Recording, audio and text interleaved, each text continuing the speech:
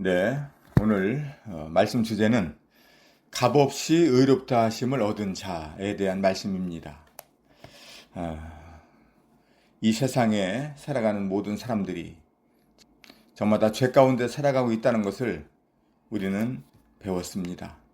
그런데 어떻게 그 하나님의 은혜로 값없이 의롭다 하심을 얻은 자가 되었는지 성경 말씀을 직접 확인해 보면서 알아보도록 하겠습니다.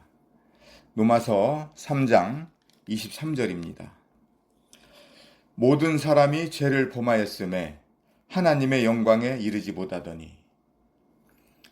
네, 이 말씀은 참 우리가 보면서 이 세상 모든 사람들이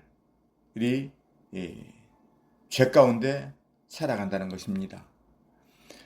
사람 속에는 죄성이 깊이 뿌리박혀 있고 죄의 종노릇을 하면서 살아갑니다. 우리 마음뿐만 아니라 온 몸까지 죄의 습관으로 길들여져 있습니다. 그것은 아담 때부터 해서 지금까지 또 우리 후손들까지도 모두가 다 그렇게 살아가게 되는 것입니다. 잠언 16장 25절에도 보면 어떤 길은 사람의 보기에 바르나 필경은 사망의 길이니라. 정말 우리 이 죄로 인해서 사망의 길에서 살아가고 있는 이 세상 사람들 모두는 그 고통의 길을 벗어날 수가 없는 것입니다. 찬송가에 보면 이러한 찬송이 있어요. 제목은 고통의 멍에 벗으려고입니다. 고통의 멍에 벗으려고 예수께로 나옵니다. 자유와 기쁨 베푸시는 주께로 옵니다.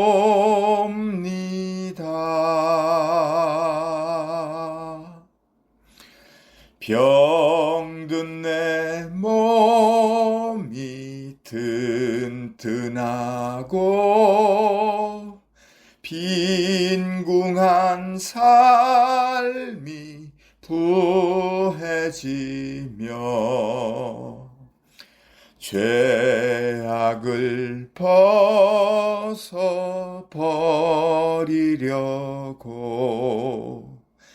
주께로 옵니다.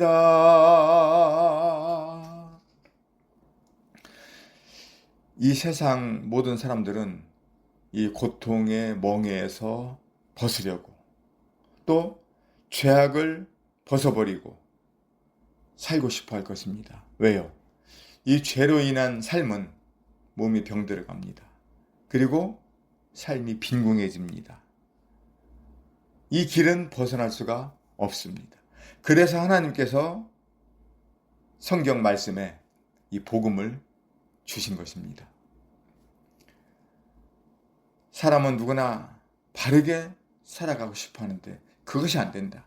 그런데 하나님께서는 이 세상에 예수 그리스도를 보내셨습니다. 우리는 죄에서 벗어날 수가 없지만 예수 그리스도는 우리 인간들의 죄를 완전하게 끊을 수 있습니다.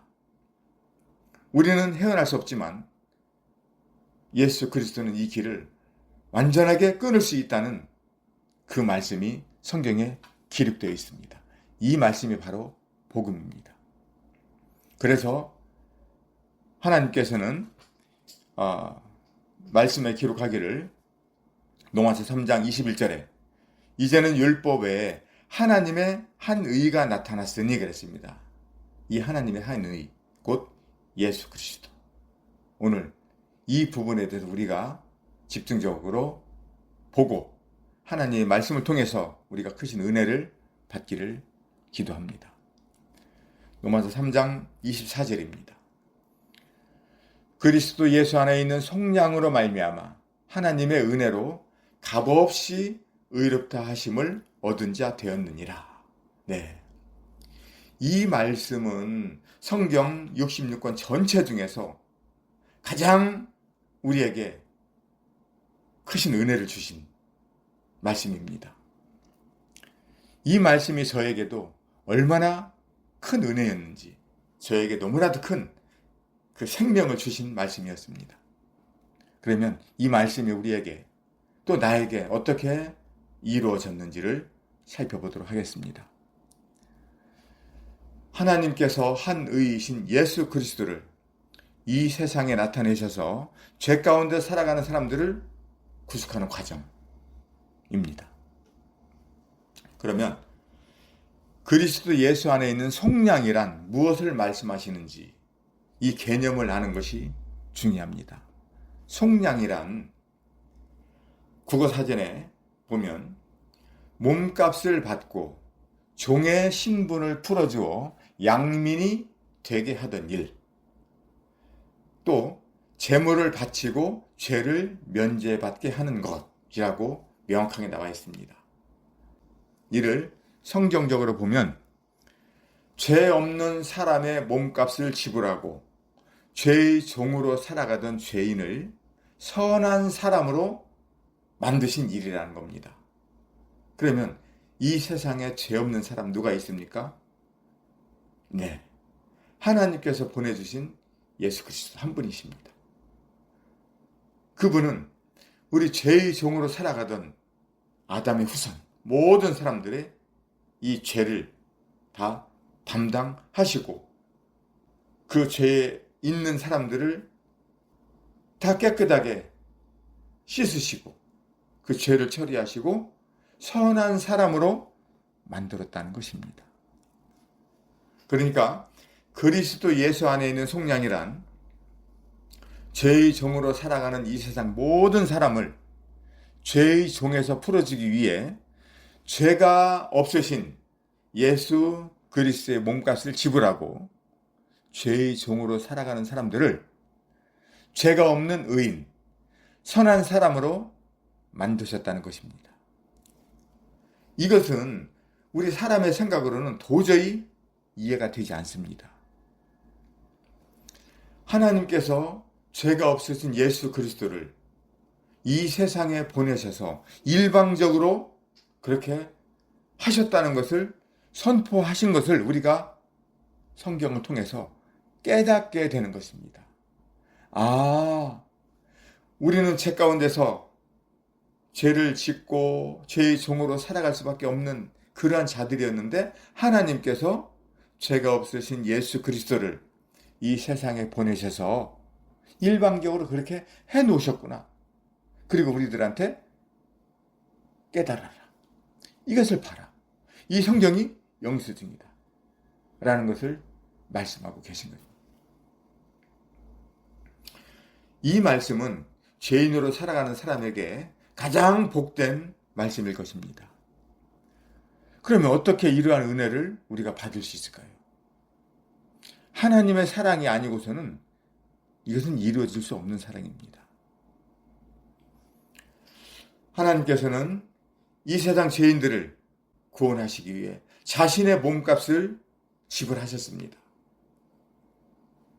예수 그리스도의 몸값이 어떻게 지불되셨는지 우리는 이 성경을 통해서 확인해 봐야 됩니다. 그 과정을 지금부터 제가 말씀드리겠습니다. 첫째, 예수님은 죄가 없으신 분입니다. 네.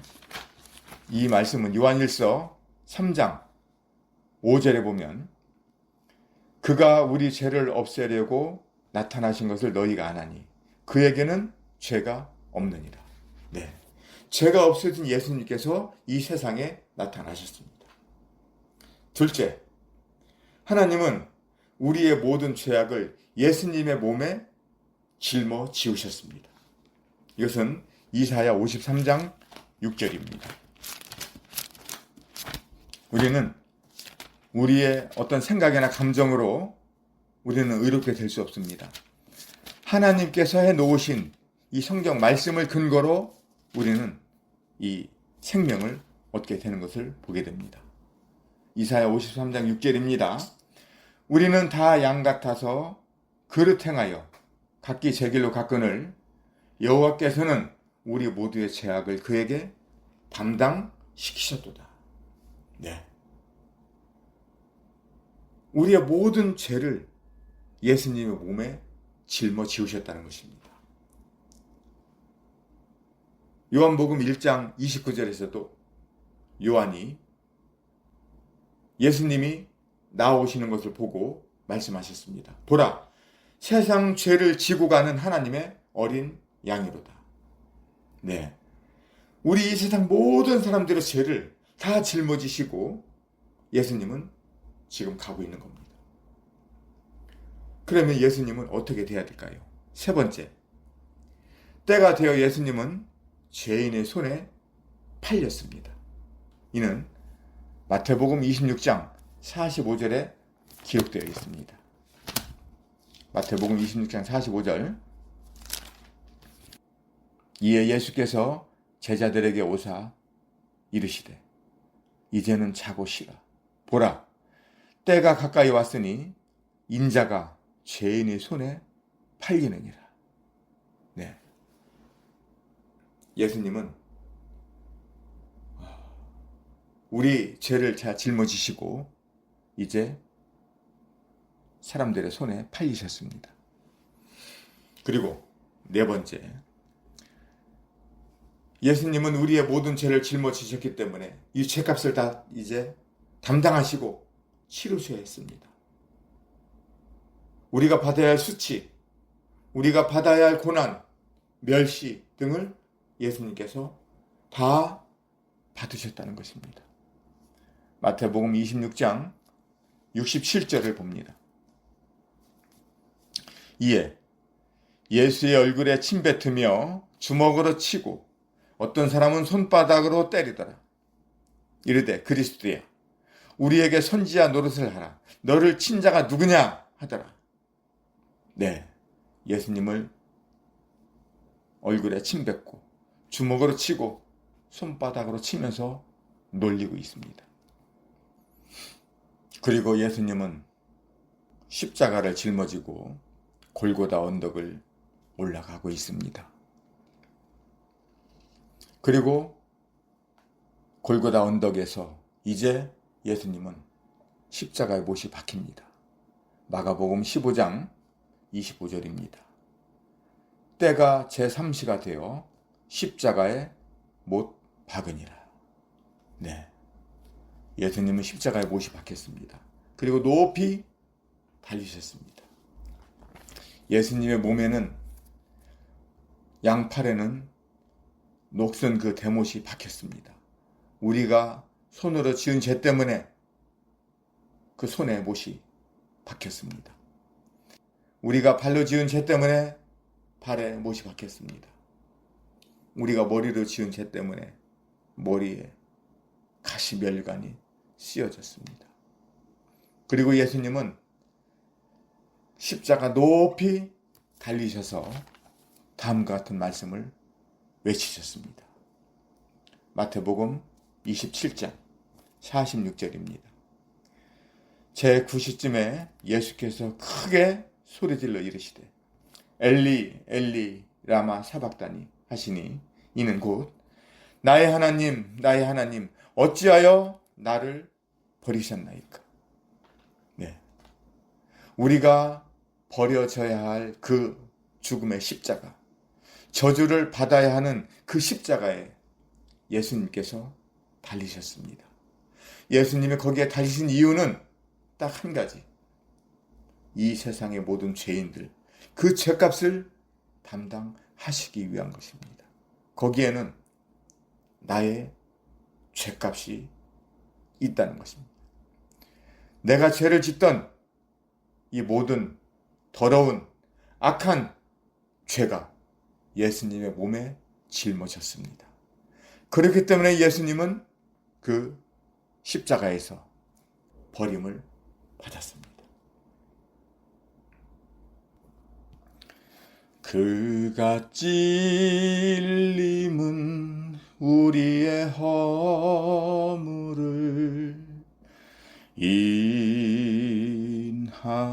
인함이요 그가 상함은 우리의 죄악을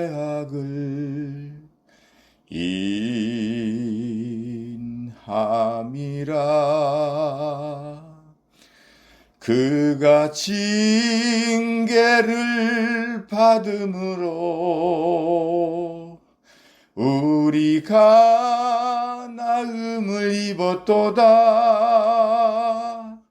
우리는 다 양 같아서 그를 행하여 각기 제 길로 갔거늘 각기 제 길로 갔거늘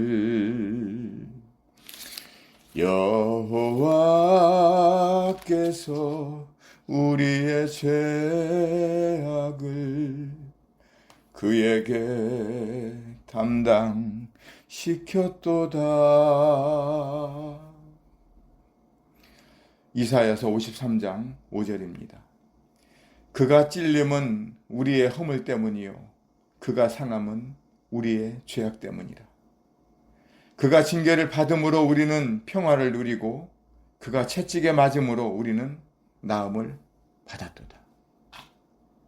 네. 이 하나님의 말씀은 우리를 죄 가운데서 건져주시고 우리로 인한 죄를 심판받으시고 예수님은 십자가 높이에서 외치셨습니다. 요한복음 19장 30절 예수께서 신포도주를 받으신 후에 이르시되 다 이루었다 하시고 머리를 숙이니 영혼이 떠나가시니라. 네, 예수님께서 십자가에서 우리의 모든 죄값을 다 담당하시고 다 이루었다 라고 이 선포하신 말씀은 우리들의 가슴을 울려줍니다. 이것은 되돌릴 수 없는 사건입니다. 이 세상에 일사부재리의 원칙이 있습니다. 일사부재리의 원칙은 어떤 죄가 있습니다. 이 죄로 인해서 이 죄가 한 번 판결이 났습니다. 그러면 이 한 번 판결이 난 이 재판은 다시 판결하지 않는다는 원칙입니다. 이 부분도 마찬가지입니다. 예수 그리스도를 십자가에 못 박혀 죽게 하심으로 우리의 죄값을 지불하시고 예수님께서 우리의 죄값을 담당하시고 예수 그리스도를 십자가에 못 박혀 죽게 하심으로 이제 우리의 죄값은 지불되었습니다. 이것은 일사부재리의 원칙에 의해서 다시 되돌릴 수가 없는 법입니다. 우리에게 구원의 길, 영원한 구원의 길을 열어 주셨던 것입니다. 예수님이 받으신 그 저주는 어떤 저주였나요? 갈라디아서 3장 13절입니다. 그리스도께서 우리를 위하여 저주를 받은 바 되사 율법의 저주에서 우리를 속량하셨으니 기록된 바 나무에 달린 자마다 저주 아래에 있는 자라 하였습니다. 네. 이미 예수님이 받은 이 저주는 우리 때문이었습니다. 나 때문이었습니다. 이것은 되돌릴 수가 없는 것입니다. 그 후에 예수님의 옆구리에 창으로 찔렸습니다. 요한복음 19장 34절입니다. 그중 한 군인이 창으로 옆구리를 찌르니 곧 피와 물이 나오더라. 네. 예수님이 흘리신 이 보혈, 이는 우리의 죄값을 다 담당하셨고 다 끝내시기 위한 보혈이셨습니다. 우리는 하나님 나라에 갈 수 없는 그런 자들이었습니다. 이사야 59장 1절입니다. 여호와의 손이 짧아 구원하지 못하심도 아니요 귀가 둔하여 듣지 못하심도 아니라 오직 너희 죄악이 너희와 너희 하나님 사이를 갈라놓았고 너희 죄가 그의 얼굴을 가리어서 너희에게서 듣지 않으시게 함이니라. 이는 너희 손이 피해 너희 손가락이 죄악에 더러워졌으며 너희 입술은 거짓을 말하며 너희 혀는 악독을 냅니다. 7절 그 발은 행악하기에 빠르고 무지한 피를 흘리기에 신속하며 그 생각은 악한 생각이라.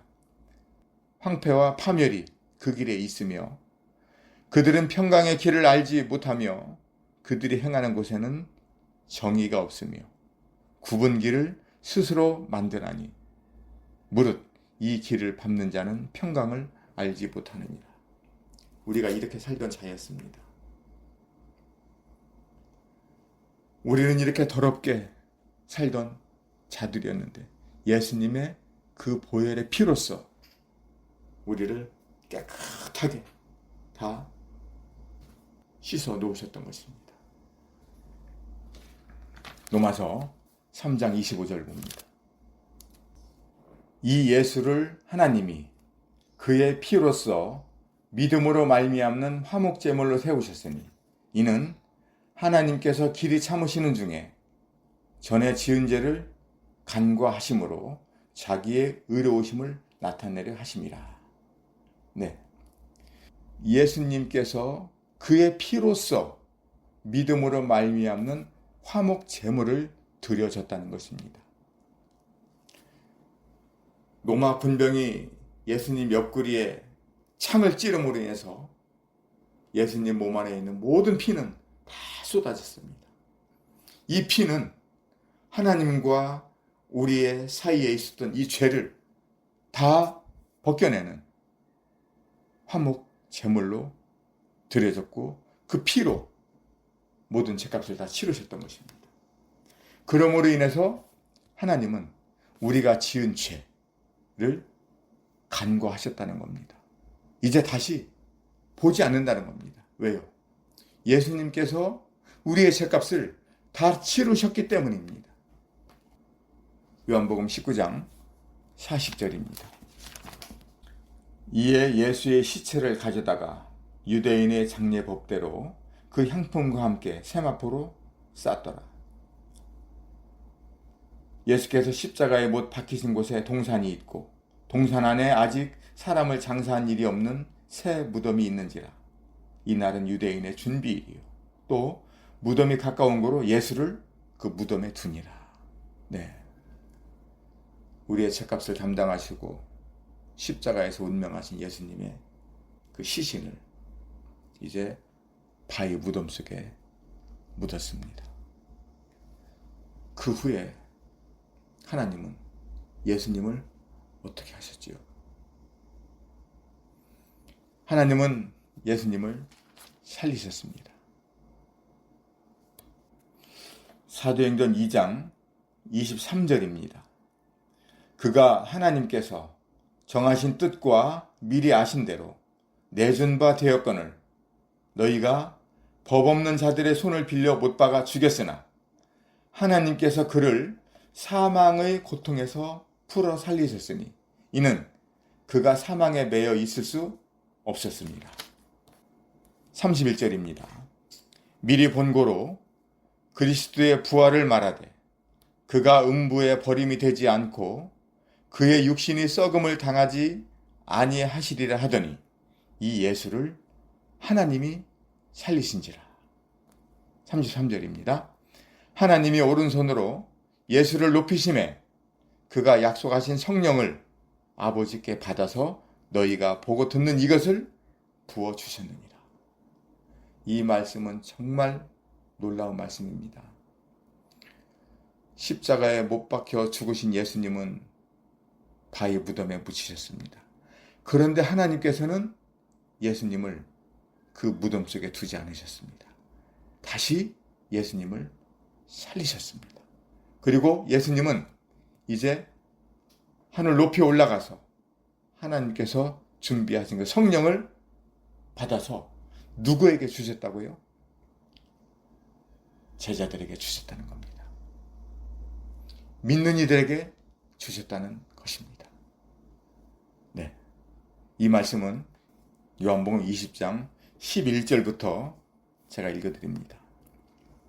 마리아는 무덤 밖에 서서 울고 있더니 울면서 구부려 무덤 안을 들여다보니 흰 옷 입은 두 천사가 예수의 시체에 뉘었던 곳에 하나는 머리편에 하나는 발편에 앉았더라. 천사들이 이르되 여자여 어찌하여 우느냐 이르되 사람들이 내 주님을 옮겨다가 어디 두었는지 내가 알지 못함이니이다. 이 말을 하고 뒤로 돌이켜 예수께서 서 계신 것을 보았으나 예수인 줄은 알지 못하더라. 예수께서 이르시되 여자여 어찌하여 울며 누구를 찾느냐 하시니 마리아는 그가 동산지기인 줄 알고 이르되 주여 당신이 옮겼거든 어디 두었는지 내게 이르소서. 그리하면 내가 가져가리이다. 부활하신 예수께서 마리아야 하시거늘 마리아가 돌이켜 히브리 말로 라보니 하니 이는 선생님이라는 말이라. 예수께서 이르시되 나를 붙들지 말라. 내가 아직 아버지께로 올라가지 아니하셨노라. 너는 내 형제들에게 가서 이르되 내가 내 아버지 곧 너희 아버지 내 하나님 곧 너희 하나님께로 올라간다 하라 하시니 막달라 마리아가 가서 제자들에게 내가 주를 보았다 하고 또 주께서 자기에게 이렇게 말씀하셨다 이르니라. 네, 부활하신 예수님, 오늘 우리는 이 성경 말씀을 통해서 확인했습니다. 지금까지의 이 말씀, 예수님이 죽으시고 부활하신 이 과정을 우리들에게 한 말씀으로 정리해 주신 말씀이 있습니다. 그 말씀은 로마서 4장 25절에 나와 있습니다. 예수는 우리가 범죄한 것 때문에 내줌이 되고 또한 우리를 의롭다 하시기 위하여 살아나셨느니라. 네, 이 진리의 말씀은 우리 죄인들이 이 죄 가운데 살아가다가 하나님의 그 능력, 예수 그리스도로 말미암아 의롭다 하심을 얻고 살아갈 수 있다는 가장 중요한 그 영수증의 말씀과도 같은 것입니다. 로마서 3장 23절 24절에 보면 모든 사람이 죄를 범하였음에 하나님의 영광에 이르지 못하던 우리였습니다. 그랬는데 우리가 그리스도 예수 안에 있는 속량으로 말미암아 하나님의 은혜로 값없이 의롭다 하심을 얻은 자 되었다는 것은 우리 사람의 노력이나 우리가 열심으로 해서 되는 것이 아닙니다. 하나님께서 계시해 주신 이 말씀을 통해서 하나님께서 예수 그리스도를 통해서 이 세상의 모든 사람들을 구원하시기 위하여 이렇게 일을 하셨구나 라는 이 말씀을 기록해서 계시해 주심으로 우리는 이렇게 알고 깨닫게 되는 것입니다. 이제 우리는 오늘부터 이 예수 그리스도께서 열어주신 이 생명의 길을 이제 배워 나갑니다. 다음 시간에는 좀 더 구체적인 내용, 그 다음 시간에는 또 하나님께서 우리의 앞길을 열어놓은 그 영광의 길에 대해서 계속해서 배워가도록 하겠습니다.